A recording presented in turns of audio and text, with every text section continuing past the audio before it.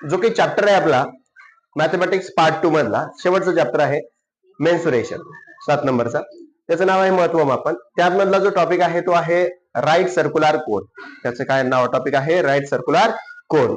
मग या right circular कोन जो शेप आहे जर का लक्षात आला तर तुम्ही जी आईस्क्रीम खाता तर त्या कोन खाता म्हणतात. आईस्क्रीम जे आहे तो कोन मध्ये खात असताना तर त्याचा जो शेप आहे तो असा बघितला असेल तुम्ही, असा तुम्ही कोन राहतो आणि त्याच्यावरती आईस्क्रीम अशी ठेवलेली असते. हा जो शेप आहे तो कोनचा आहे. आता इथे तुम्हाला पाहायला भेटते की हे जे की आहे हा जो शेप आहे हा शेप सर्कल आहे की नाही आहे सर्कल. तर या सर्कलचं इथून तर इथपर्यंत काय असणार आहे त्याची रेडियस असणार आहे. बघा बरं इथं या सेंटर पासून तर इथपर्यंत हे काय आहे त्याची रेडियस आहे. इथून या शंकूची कोणची यापासून तर या बेस पर्यंत त्याची काहीतरी हाईट असेल तरी उंची आहे की नाही. बघा बरं इथून इथपर्यंत याची उंची आहे. मी आता याला उलट केलेलं आहे ठीक आहे आपल्याला समजण्यासाठी.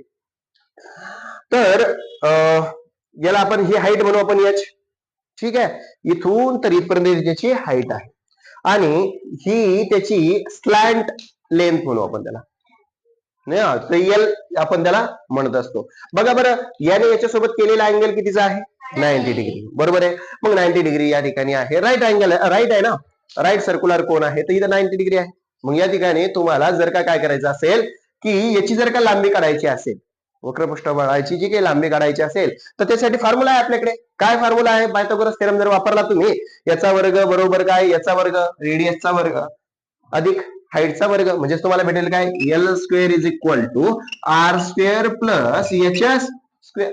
पण तुम्हाला ही लांबी काढायची आहे तर काय भेटेल तुम्हाला हे स्क्वेअर तिकडे गेलात काय होईल स्क्वेअर रूट म्हणजेच भेटेल तुम्हाला स्क्वेअर रूट मध्ये R square plus H S square. ही जी काही लांबी आहे ही जर तुम्हाला काढायला सांगितली असेल तर तुम्ही अशा फॉर्म्युल्याने सुद्धा काढू शकता.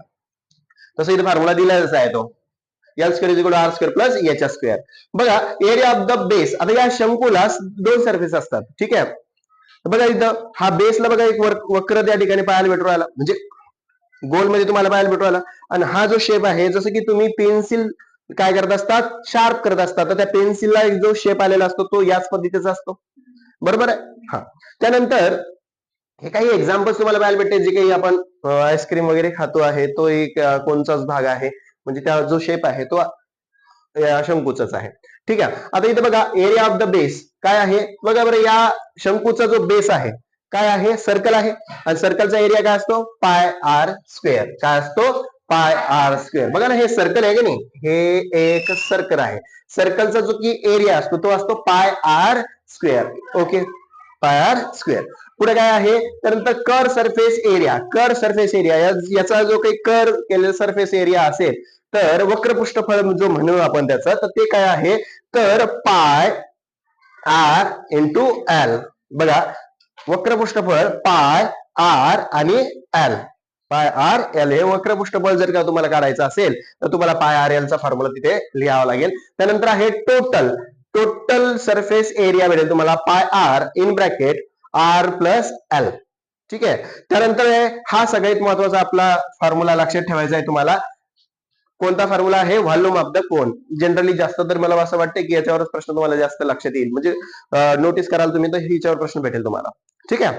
हे थोडेसे आहेत हे लक्षात ठेवायचीच आहे पण कोण म्हणला की व्हॉल्यूम म्हणला तर काय वेळ आला पाहिजे तुम्हाला 1/3 of pi R square into H हा फॉर्म्युला तुमच्या पाठ असला पाहिजे ठीक आहे. 1/3 of pi R square into H हा तुमचा घनफळ असेल ठीक आहे. बघू आपण आता यावर एक एक्झाम्पल घेऊया आपण आणि तर आपण हा एक्झाम जो काही टॉपिक आहे समजून घेण्याचा प्रयत्न करू. आपल्याला या चॅप्टर मध्ये 6 फॉर्म्युलेज आपल्याला काय करायचे आहे रीड करायचे लक्षात ठेवायचे आणि त्या फॉर्म्युल्यावरनं आपण काय करणार आहात हा चॅप्टर आपला सोपा टॉपिक पाहिला होता कोणचा त्या कोणच्या टॉपिकवर आपण एक एक्झाम्पल इथे सॉल्व्ह करू राहिलो ठीक आहे. काय आहे टॉपिक जो काही क्वेश्चन आहे the find the volume of a cone if the radius of its base is 1.5 centimeter and its perpendicular height is 5 centimeter. आता प्रश्न वाचून घेतला आपण म्हणजे आपण जसं दिसला तसं वाचून घेतला आपल्याला काही कळलं नाही. कळलं का आपल्याला काही. आता कळायसाठी आपल्याला क्वेश्चनला तोडत चालायचं. काय आहे फाईन. काय आहे फाईन म्हणजे काय करायचंय शोधायचंय. कोणाला काय शोधायचंय द व्हॉल्यूम. कोणाचा व्हॉल्यूम कोणाचा कोनचा. आता कोण लगेच लक्षात आला पाहिजे. तुम्ही जो कोण खाताना मागता ना, तुम्ही एखाद्या शॉपमध्ये गेला कोण द्या, है ना, तो कोणचा शेप लगेच लक्षात आला पाहिजे. त्या कोणचा जो की व्हॉल्यूम आहे तर त्याचा फॉर्म्युला सुद्धा तुमच्या डोक्यात आला पाहिजे. 1/3 of pi R square H. ठीक आहे. मग इफ द रेडियस, जर त्याची रेडियस कोणाची, तर त्या कोणची, ऑफ इट्स बेस इज 1.5, म्हणजे त्याच्या बेस जो आहे त्या बेसची रेडियस किती आहे, 1.5 सेंटीमीटर असेल. आणि इट्स परपेंडिक्युलर हाईट, म्हणजे जी उभी हाईट आहे ती किती आहे, 5 सेंटीमीटर असेल, तर त्या ठिकाणी त्याचा घनफळ, त्या कोणचं घनफळ काय असेल, व्हॉल्यूम काय असेल, तो तुम्हाला काढायचा आहे. दिलेलं काय काय आहे, दी रेडियस, रेडियस किती दिलेली आहे तुम्हाला, पुढे रेडियस 1.5 सेंटीमीटर. ओके, जसं दिलंय तसं लिहायचं. लक्षात घ्या, त्याची जी युनिट असतात ते खूपच महत्वाचे असतात, कारण तुम्हाला कन्व्हर्शन करावं लागत असते कधी कधी. हे कशामध्ये, सेंटीमीटर मध्ये असेल, हे जर का मीटर मध्ये असेल तर त्याचं कन्व्हर्शन करता आलं पाहिजे. दोन्हीही युनिट सारखेच असले पाहिजे. ठीक आहे, हे लक्षात ठेवायचं. जर का तुमचे एक युनिट वेगळं आणि एक युनिट वेगळं, त्याचं पहिले तुम्हाला कन्व्हर्शन करावं लागेल आणि मगच त्याला त्याचा आन्सर कम्प्लीट करेल. नाहीतर तुम्ही असं लिहिणार का, हे मीटर मध्ये आणि हे सेंटीमीटर मध्ये, मग असं मीटर सेंटीमीटर स्क्वेअर असं लिहिणार का, काही नाही. पहिले दोघांना कन्वर्ट करावं लागेल. आता इथं काही तसं काही विषय नाहीये. ठीक आहे, म्हणून आपण टेन्शन घ्यायचं नाही. पण व्हॅल्यूज बघितल्या त्या लक्षात आलं पाहिजे दोघांची युनिट सारखे, सगळ्या व्हॅल्यूचे, दोघांचीच नाही. आता इथे दोनच व्हॅल्यूज आहे, म्हणून जर का त्या ठिकाणी व्हॅल्यूज सगळ्या ज्या दिलेल्या असतील त्यांची सगळ्यांची युनिट सुद्धा पाहणं गरजेचे असते. रेडियस आहे 1.5 सेंटीमीटर आणि त्याची हाईट म्हणजेच काय, याची दिलेला आहे तुम्हाला इथे. रेडियस म्हणजेच काय रे, स्मॉल आर दिलेला आहे तुम्हाला. रेडियस म्हणजे स्मॉल आर, तो दिला आहे तुम्हाला 1.5 सेंटीमीटर आणि हाईट दिलेला आहे तुम्हाला किती रे, 5 सेंटीमीटर. आणि आता तुम्हाला माहित आहे काय, माहित आहे, we know, what we know, आम्हाला माहित आहे volume of the cone. Volume of cone, volume of cone काय असतो, 1/3 of pi R square H. हे सगळ्या टर्म एकूण मल्टिप्लिकेशन मध्ये आहे. चला व्हॅल्यूज टाकायचे आता इथे बेटा. आता इथे व्हॅल्यूज टाकणार फक्त आपण. 1/3 ऑफ हा पाय, what is the value of पाय, 22 अपॉन 7, नाहीतर त्याला 3.14 सुद्धा आपण लिहित असतो. ठीक आहे, इंटू आर किती दिलेला आहे तुम्हाला, रेडियस काय दिलेली आहे, 1.5 सेंटीमीटर, 1.5 सेंटीमीटरचा स्क्वेअर म्हणजे आरचा square, into what is the value of H, that is the 5, काय दिलेली आहे, 5 सेंटीमीटर. आता इथे जे काही आपल्याला सॉल्व्ह करता येत असेल तरच सॉल्व्ह करता येतं. बघा याला काय करतोय आपण, याचा स्क्वेअर करून घेऊ. काय करता, याचा स्क्वेअर करा, नाही तर याला तोडता येईल सुद्धा येते तुम्हाला. आता बघा इथे याला डिवाइड होतं का, जे क्रॉस मध्ये असतात ते आपण कट करत असतो, बरोबर आहे. इथे जर का 7 असते, 7 कट केले असते, तर जर का हे 3 असते कट केले असते. इकडे अशा वरची जी टर्म्स असतात ना, जे आपण म्हणतो न्यूमरेटरला, आणि जे डिनोमिनेटर मध्ये असतात, तर त्या मल्टिप्लिकेशन मध्ये असतात आपण त्याला कॅन्सल करत असतो, म्हणजे त्याचे भाग तोडत असतो. ठीक आहे, आता इथे अशी काही कॅन्सल होण्यासारखे कोणत्याही टर्म नाहीये, आपण या ठिकाणी लिहून घेऊ. बघा आता 1.5 सेंटीमीटरचा म्हणजे 1.5 स्क्वेअर आहे, म्हणजे त्या ज्या संख्या आहेत 1.5 ही 2 वेळेस लिहिली आहे, म्हणजे मल्टिप्लिकेशन मध्ये आहे. ठीक आहे, याचा आपण 3 न भाग तुटतो 15ला. ठीक आहे, 3 5 15 असे करता येत होते, पण आपण वर्ग करूनच घेऊ आता. 22 इंटू 1 22 अपॉन हा हे 3 इंटू काय करतोय मी, 7 करतो. ठीक आहे, 3 इंटू 7 इंटू आता इथे 1.5 चा स्क्वेअर आहे, म्हणजे 15चा वर्ग तुम्हाला माहिती आहे 225 असतो का. 15चा वर्ग 225. तुम्हाला जर का करता आला तर ठीक आहे, नाही तुमच्याकडे पाठच असला पाहिजे, नाहीतर 1.5 इंटू 1.5 तुम्हाला मल्टिप्लिकेशन करावं लागेल. 15 5 75 है ना, 15 5 75 आजच्या आले 7, 15 1 15 7, 15 7 22, 15 7 22, बरोबर आहे. आता किती संख्या सोडून पॉईंट यायचा हा मोठा प्रश्न पडतो. आता मोजा किती संख्या आहेत, एक संख्या सोडून एक खालच्या टर्म मध्ये आणि वरच्या टर्म मध्ये सुद्धा एक संख्या सोडून, किती संख्या सोडून पॉईंट द्यायचा आपल्याला, 2. उजव्या साइड कडनं 2 संख्या सोडून द्यायचं आहे, 1 2, म्हणजे इथं 2.25 येईल इंटू राहिलेले आपले 5. आता इथं भाग तुटतो का बघा, जर तुटत असेल तर ओके, नसेल तर मग बघा काय होते. तर हा सांगा आता काय करायचंय, याला मल्टिप्लाय करून घ्यायचं का तोडायचं भाग पहिले, थोडस लहान करावं लागेल ना. हा आता इथं काय होईल 21 होईल. याला भाग तो का 3चा भाग जातो का 7-21 उरले. हा याला जातो भाग 225 ला 225 जे आहेत याला कशाला भाग जातो रे 3 भाग जातो आहे की नाही. 7 नाही जाणार 3च जातो 7चा जाणार नाही 3चा भाग जातो 3 भाग दिला 7-21 ठीक आहे. उरला काय तर एक हा 5 कसे तसे 5-15 बरोबर आहे 75 इथं आले ठीक आहे. म्हणजे याचा भाग तुटला किती ना 75 न ठीक आहे. म्हणा सर आता याचा पॉइंट कुठे ठेवायचा है ना. पॉइंट कुठे ठेवायचा तर पॉइंट असा ठेवायचा इथे लक्षात घ्या. आता इथं आहे तुमचा 2.25 आहे 2.25 आहे. तर मला याला 3 भाग द्यायचा होता. याला मला 3 भाग द्यायचा होता तर मला काही पॉईंटचा भागाकार येत नाही. मला येतो का 3चा पॉईंटचा भागाकार येतो का नाही. मग मला हे पॉईंट बाजूला काढून घ्यायचं. मग मी काय लिहिलं बघा आता 225 लिहिलं. काय केलं मी 225 लिहिलं भाग्याला मी 3 लिहिलं. पण हे 225 आणि 2.25 मध्ये फरक आहे की नाही.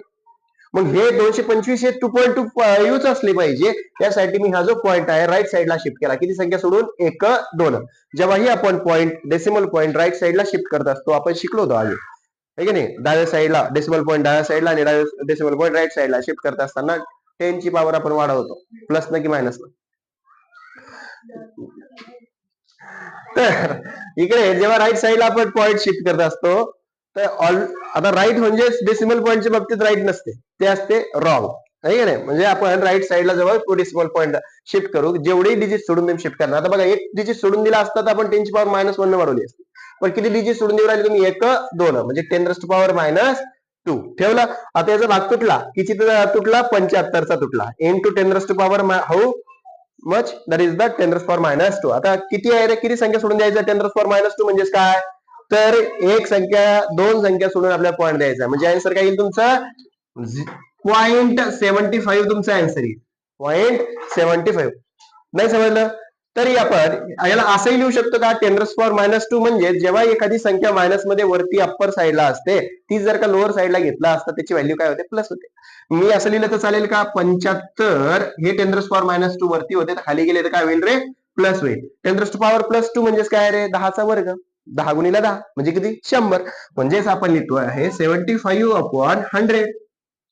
75 आपण जेव्हा मी 100 ला भागला असता तर काय येतं उत्तर हे बघा 10 जर काय एखाद्या संख्येला भागलं तर एक संख्या सोडून पॉईंट देत असतो आपण.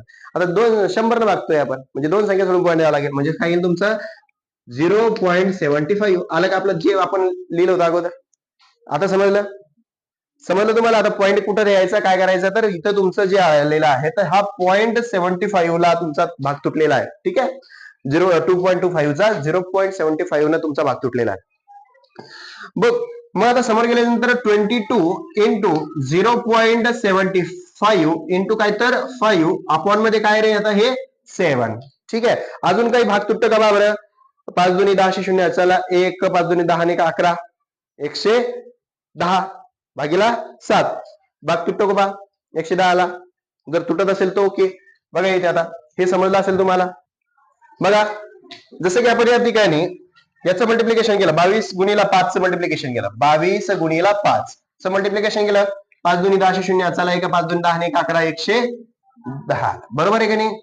तर 110 ला आपण कशाला भागायचंय आपल्याला 110 ना आता जी डिव्हिडेशन वाले काय 7 आहे भागून बघू आला भागा करतो ओके ठीक आहे. चला बघा म्हणजे 7 न आपण याला तोडणार आहे आता. हा किती रे 7 1 7 7 1 7 किती उरले 4 जशाच्या तसे उरले खाली. हा 7 5 35 किती उरले 5 5 उरले. हा किती झाले 50 किती झाले 50 पॉईंट दिला 50 झाले बरोबर आहे. हा सती 49 सती किती उरले 1 उरला. हे चालूच राहणार आहे 7 1 7 आहे की नाही. म्हणजे 15.71 आलं. या जेव्हा मी 7 न भाग कोणाला दिला 22 गुणिला 5 ला दिला तर याला असं न तोडता मी याला काय करतो पहिले गुणाकार करून घेतो डबल म्हणजे तुम्हाला प्रॉब्लेम येईल है की नाही. इथं लिहितो मी आता की बघ 22 गुणिला 5 जर गुणाकार केला असता तर 110 येते गुणिला 0.75 राहिलेला असता भागेला 7. आता या 7 ला 110 ला भागला असता त्याचा भागाकार आला किती 15.71 एवढा आला. कळलं का? ठीक आहे. आता आपण इथे काय करणार आहे 15.71चा मल्टिप्लिकेशन. आता या जेव्हा याला तोडलं 7 जेव्हा 110 ला भाग दिला तर 15.71 एवढं मल्टिप्लिकेशन आलं आणि उरलेलं आपलं काय आहे 0.75. आता याचं मल्टिप्लिकेशन तुम्हाला करता येईल की नाही? करा मग आता ते हॉरिझॉन्टल तुम्हाला मल्टिप्लिकेशन करता येत नाही. हॉरिझॉन्टल तुम्हाला मल्टिप्लिकेशन करता येतं का? नाही. आता तुम्ही म्हणा सर एक 2 मार्काचा जो काही क्वेश्चन आहे त्याला तुम्ही किती वेळ घेता? आमच्याजवळ एवढा वेळ राहणार नाही. पण हे वेळ कमी करण्यासाठी तुम्हाला नंबर ऑफ फॉर्म्युले जे आहेत जे दिलेले असतात ते पाठ करणे आणि जेव्हा तुम्ही प्रॅक्टिस करता कॅल्क्युलेशन करण्यासाठी तेव्हा ते तुम्हाला फास्ट मध्ये होऊन जाणार आहे. कोणताही एक्झाम्पल ते पटकन केव्हा येते जेव्हा तुम्हाला त्या एक्झाम्पल मधलं सगळ्या गोष्टी माहित असतात आणि तुमची प्रॅक्टिस असते. भाग तोडणे, मल्टिप्लिकेशन करणे, वर्ग पाठ असणे हे सगळे जेव्हा तुमच्या लक्षात असतात तेव्हा तुमचं एक्झाम्पल पटकन होते. आता मला बघा बरं प्रत्येक वेळेस मी आता इथं मल्टिप्लिकेशन करून तुम्हाला देतोय. इथे 15.71 इंटू काय तर 0.75. आता म्हणा सर आता आम्हाला पॉईंटचा काय आहे? पॉईंटचा विचार मी पहिल्यापासून सांगितलेला आहे करायचा नाही. है का नाही? घ्या बोला किती याला 5 1 5 हा 5 आता 35 5 आचाले 3 5 5 25 आणि 3 28 8 आचाले 2 5 1 5 आणि 2 7 बरोबर आहे. हा पॉइंट द्यायचा नाही. घ्या आता एक संख्या सोडून एकाचं झालं म्हणून एका खाली घेत असतो आपण असं. हा 7 1 7 बरोबर आहे. हा 7 7 49 9 आचाले 4 बरोबर आहे. हा 7 5 35 आणि 4 39 9 आचाले 3 7 1 7 आणि 3 10 बरोबर आहे. हा चला आता काय करायचंय आपल्याला बेरीज करायची.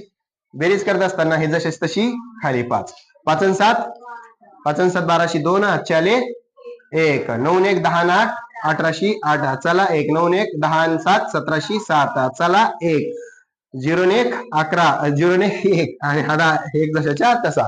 ठीक आहे. तर आता प्रश्न पडतो की पॉइंट द्यायचा कुठं? घ्या आता मोजा 1 2 किती संख्या सोडून आहे 2 आणि इकडे मोजा 1 2 1 2 3 4 किती संख्या सोडून द्यावं लागणार आहे आपल्याला 4 मोजा 1 2 3 4 4 संख्या सोडून आपण पॉइंट दिला असता 11.78 एवढं तुमचा आन्सर येत आहे. 11.78. आता इथं काहीतरी मायनर करेक्शन असू शकतात तुमचे कारण एक्झाम्पल जेव्हा तुम्ही सॉल्व्ह करत असतात थोडाफार तरी काय येत असतो एरर येत असतो. याच्यामध्ये थोडासा आन्सर मध्ये एरर आला असेल. ठीक आहे म्हणजे आपला आन्सर आलेला आहे 11.78 किंवा इथं मी काहीतरी एखादी व्हॅल्यू जो डिव्हायडेशन केलं होतं तर डिव्हायडेशन मधली आणखी एखादी टर्म मी लिहायला पाहिजे होती है ना. तर त्यामुळे हा थोडाफार एरर येतो म्हणजे आन्सर आपल्या आलेला आहे 11.78 25. आता मला सांगा 25 ला काही व्हॅल्यू आहे का?